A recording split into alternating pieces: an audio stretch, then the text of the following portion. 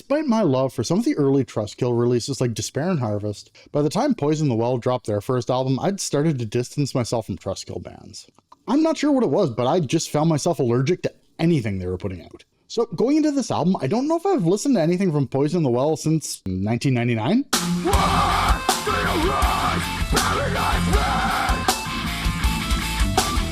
I had no clue this was even dropping, and my buddy Danny sent me a message and let me know it came out. He knows I'm not a fan, so I'm pretty sure he was just messing with me, not thinking I would actually check it out. Well, fooled you, bud. To me, Poison the Well are one of those foundational bands of modern metalcore, so it was a bit of a surprise seeing people talking about them as an experimental post-hardcore band.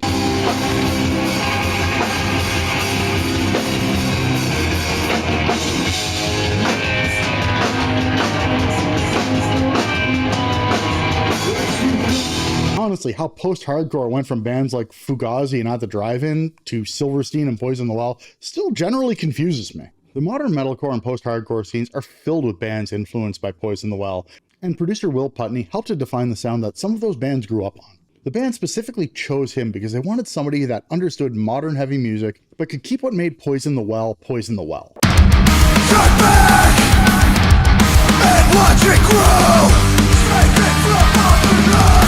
The band credits Will Putney with making them sound more vicious, volatile, and varied. And the easiest way to explain Peace and Place to somebody who's never heard it is this. It sounds like a band trying to compress their whole discography into one modern, emotionally loaded, abrasive statement. The album sits at this overlap of metalcore, post-hardcore, experimental hardcore, and melodic heavy music.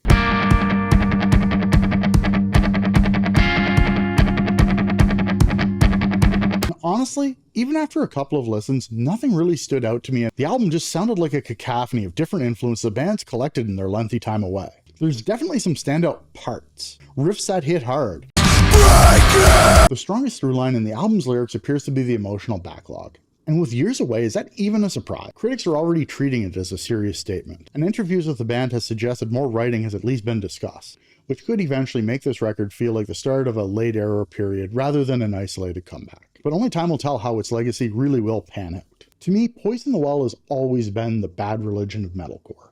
Even though this was a departure and more experimental for them, it just sounded so generic, like it was lifted straight from a template. Don't get me wrong, the musicianship is bang on. Everything is super tight and polished. But at the end of the day, I'm pretty sure this is the only time I'm ever going to listen to this album. I know I've seen mixed feelings about this from people online, but I'd love to hear your thoughts in the comments.